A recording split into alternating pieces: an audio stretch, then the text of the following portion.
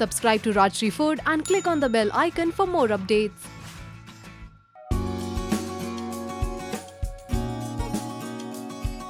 Hi guys, I'm Bhumika and today we're going to talk only about chocolate. There are a lot of questions around chocolate, how to use them, what is the best kind for baking and things like that.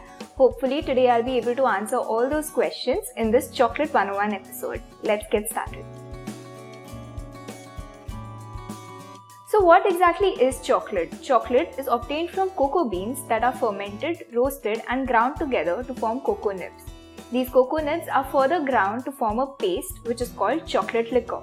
To make chocolate, milk solids and sugar are added to cocoa liquor in varying proportions to get three kinds of chocolate, that is dark, milk and white chocolate.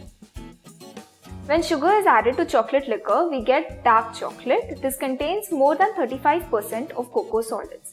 This is bittersweet chocolate that can be used for baking in chocolate chip cookies, in your chocolate chip cakes and things like that.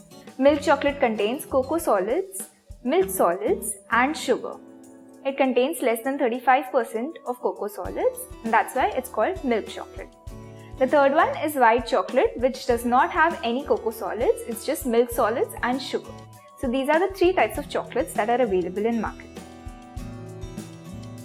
Now let's talk about the difference between real and compound chocolate. You must have heard the word compound chocolate or fake chocolate a lot of times. The difference is that the method that I explained earlier is used to make real chocolate.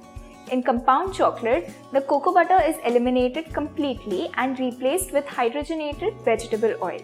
This affects the texture of the chocolate and it doesn't melt in your mouth as it should. That's why it's always nicer to eat real chocolate than compound chocolate. Cocoa butter melts between 34 to 38 degrees Celsius, which is perfect because as soon as you put it in your mouth, it starts melting. That's why people enjoy eating chocolate. In case of compound chocolate, this does not happen because the melting point of compound chocolate is much higher. But due to the addition of vegetable oil, compound chocolate makes for nice thin decorations and it's easy to work with. Real chocolate is a little tricky to work with. You have to temper the chocolate correctly to use it properly, otherwise you won't get a shiny and a snappy finish.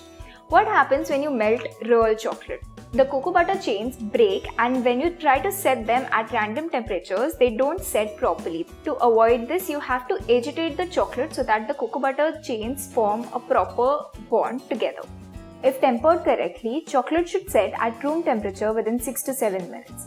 If tempered incorrectly, you can force the chocolate to set in the refrigerator, but as soon as you take it out of the fridge, it won't be set at all, it will start melting again. It will also start forming some bloom. You must have noticed some white spots on your chocolate when you take it out of the refrigerator. This is because of improper storage.